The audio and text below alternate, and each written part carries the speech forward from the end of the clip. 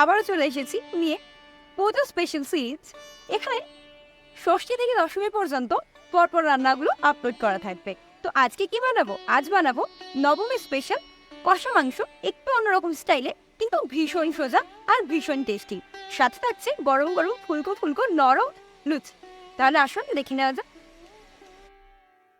তো at first এখানে নিয়ে নিয়েছি 500 গ্রাম চিকেন, আর সেটাকে একটা হালকা ম্যারিনেশন করে নেব। তার জন্য দিয়ে দিয়েছি পরিমাণ মতো নুন, আর দিয়ে দেবো অর্ধেকটা লেবুর রস। আর রস বের করার আগে যদি লেবুটা একটু রোল করে নেওয়া হয় তাহলে রসটা ভালো করে বের করা যায়। আর দিয়ে দিচ্ছি পরিমাণ মতো শুকনো লঙ্কার গুঁড়ো। এবার সবটা একসাথে ভালো করে মাখিয়ে নেব। চিকেনের পিসগুলো আমি এখানে মিডিয়াম সাইজের নিয়েছি, খুব একটা ছোটও নিইনি আবার খুব বেশি বড় বড়ও নিইনি। চিকেনটা ওদিকে ম্যারিনেট করা থাক প্রায় 30 মিনিট মতো। এদিকে আমি কড়াতে একটা ভাজা মশলা বানানোর প্রিপারেশন চালু করি। তার জন্য কড়াতে প্রথমে দিয়ে দিয়েছি 2টো শুকনো লঙ্কা, তারপর দিয়ে দেবো 1.5 চা চামচ মতো গোটা জিরে, আর দেবো 1.5 চা চামচ মতো গোটা ধনে, 10টা মতো গোলমরিচ, 5টা মতো এলাচ, ছোট এলাচ, 4টে লবঙ্গ, আর একটা আঙুলের সমান দারচিনি। আর এটা ভালো করে রোস্ট হয়ে যাওয়ার পর মশলা থেকে যখন একটা সুন্দর গন্ধ বেরোতে শুরু করবে তখন ওটা প্লেটে নামিয়ে নেব। এরপর এটাকে গুঁড়ো করে নিতে হবে। এদিকে কড়াতে 2 টেবিল স্পুনের মতো সাদা তেল ঢেলে নিয়েছি, আর তাতে 1 চা চামচ মতো ঘি দিয়েছি। আপনারা চাইলে এটা শুধু সাদা তেলেও রান্না করতে পারে, কিন্তু ঘি দিলে এটা টেস্ট দারুণ হয়। আর তারপর দিয়ে দিয়েছি আদা আর রসুন বাটা। আদা আর রসুনটা একটু কিছুক্ষণ ধরে কষানো হবে যতক্ষণ এর কাঁচা ভাবটা চলে যাচ্ছে। আর আদার কাঁচা গন্ধটা চলে গেলেই ওই যে ভাজা মশলাটা রোস্ট করে রেখেছিলাম সেটাকে গুঁড়িয়ে নিয়েছি, আর সেটা মিশিয়ে দেব।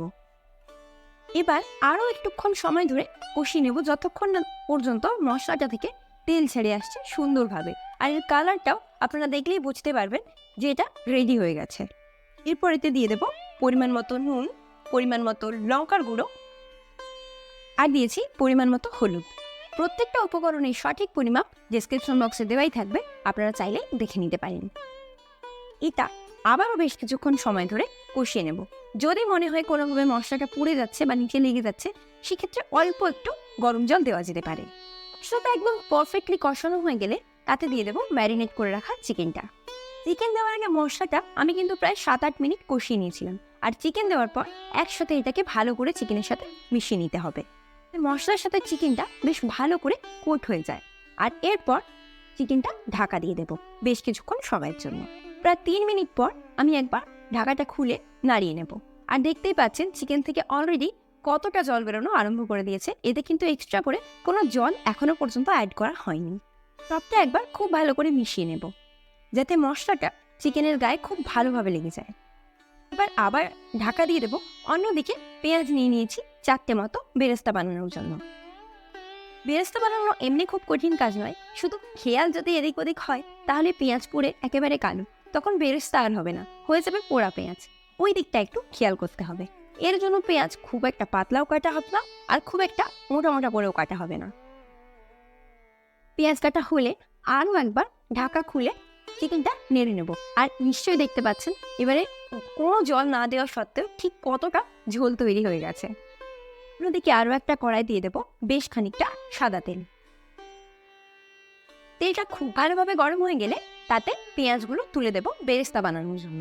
এই সময় গ্যাসটা একটু জোরেই থাকবে। পেঁয়াজের রং একটু যদি বদলাতে শুরু করবে, ব্রাউনিশ হতে শুরু করলে গ্যাসের ফ্লেমটা মিডিয়াম টু লো থেকে পেঁয়াজটা ভাজতে হবে। এদিকে বেরেস্তাটা বানানো চলুক, ওদিকে আমি আরও একটা পেস্ট বানানোর প্রিপারেশন নিই। মিক্সির জারে দিয়ে দিয়েছি টক দই। প্রায় 75 গ্রাম মতো টক দই আমি এখানে নিয়েছি। আর তাতে দিয়ে দেব 6টা থেকে 7টা মতো কাজু। কাজু যদি অর্ধেক হয় তাহলে কিন্তু 6-7টার থেকে বেশি দিতে হবে। এখানে গোটা কাজু নিয়েছি, সেটাই 6-7টা। আর দিয়ে দেবো 10টা মতো কিশমিশ। এটা অপশনাল, আপনারা চাইলে এই কাজু আর কিশমিশ দুটোই স্কিপ করে যেতে পারেন। আচ্ছা, ওদিকে আমার বেরেস্তা তো কমপ্লিট। এবার ওটা আমি তেল থেকে খালি একটা টিস্যুর উপরে তুলে নেব। জানেন, চিরদিনই রান্নাবান্না করতে গিয়ে আমি দেখেছি রান্না করতে যে খুব বেশি উপকরণ সবসময় লাগে বা প্রচুর তেল মশলা দিয়েই রান্না করতে হবে এরকম কিন্তু কোনো ব্যাপার নেই। উপযুক্ত সময়ের যত্ন দিয়ে রান্না করলেই যে কোনো রান্নায় খুব সুস্বাদু হয়। যা পেঁয়াজটা এবার এই দইয়ের মধ্যে দিয়ে দেব। এবার সবটা একসাথে ভালো করে ব্লেন্ড করে নিতে হবে। ওদিকে ঢাকনা খুলে দেখবো চিকেনের কি অবস্থা। যা মনে হচ্ছে এই পর্যায়ে আমার চিকেনটা 80% কুক হয়ে গিয়েছে। এতে ওই পেস্টটা মিশিয়ে দেব। আজকের চিকেন কষাটা যে খুব একটা বাঙালি ট্র্যাডিশনাল চিকেন কষা তা নয়, এটা একটু কোরমা স্টাইল চিকেন কষা, আর একদম আমার নিজস্ব স্টাইলে। ভালো করে মিশিয়ে দেওয়ার পর আঁচটাকে একদম লোতে রেখে জাস্ট 1 মিনিটেরও কম সময় একটু ঢাকা দিয়ে নেব। এবার এতে দই কাজু সবটাই পড়ে গেছে, তাই কোনোভাবে বেশিক্ষণ ঢাকা দিয়ে রাখা যাবে না। একবার ঢাকা দিয়ে আবার খুলে আবার একটু ঢাকা দিতে হবে, না হলে কিন্তু নিচে ধরে যাবে। একবার ঢাকা খুলে নেওয়ার পর আমি মিক্সির যে জারটায় পেস্ট বানাচ্ছিলাম ওটাই ধুয়ে অল্প একটু জল মিশিয়ে নিয়েছি। জল দেওয়ার পর আমি একদম লো আঁচে আবারও একবার ঢাকা দিয়ে ঢাকা খুলে মোটামুটি 5 মিনিট মতো কুক করে নেব। এখানে আমার ফাইনাল কুকিং কমপ্লিট। গ্রেভি একদম পারফেক্টলি রেডি হয়ে গেছে, চিকেন একদম পারফেক্টলি সেদ্ধ হয়েছে। এবার জাস্ট আর কটা উপকরণ মিশিয়ে দিতে হবে। দিয়ে দেবো 3টে মতো চেরা কাঁচা লঙ্কা, অল্প একটু ধনেপাতা কুচোনো, আর 2 চামচ মতো গোলাপ জল। গোলাপ জলটা কিন্তু এই চিকেনের স্বাদ অনেক বাড়িয়ে দেবে। আর দিয়ে দিয়েছি অল্প একটু চিনি। চিনিটা মোটেই মিষ্টি হওয়ার জন্য দিইনি, চিনি সবসময় যে কোনো তরকারির স্বাদকে ব্যালেন্স করে। কেন আমার পুরোপুরি ডান। এবার এদিকে আমি একটু লুচি ভাজার প্রিপারেশন করে নেব। ময়দা দিয়েছি, ময়দাতে অল্প একটু জোয়ান দিয়েছি, জোয়ানটা হাতে একটু ঘষে নিয়েছি, আর দিয়ে দিয়েছি অল্প একটু তেল। এবার সবটা ভালো করে একটু মেখে নেব।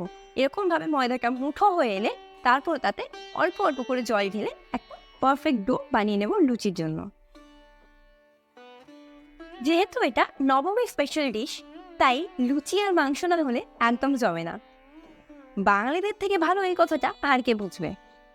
ও বানানো কমপ্লিট। এবার এটা অল্প একটু তেল লাগিয়ে কিছুক্ষণের জন্য রেখে দেবো সেট হওয়ার জন্য। করে নেওয়ার পর এখান থেকে অল্প অল্প করে নিয়ে লেচি কেটে নিতে হবে। তারপরে কাজ কিছুই না, ডান দিকে আলতো চাপ দিয়ে গোল গোল করে বেলে নিতে হবে, আর তেল একদম ভালো করে গরম করে লুচিগুলো ভেজে ফেলতে হবে।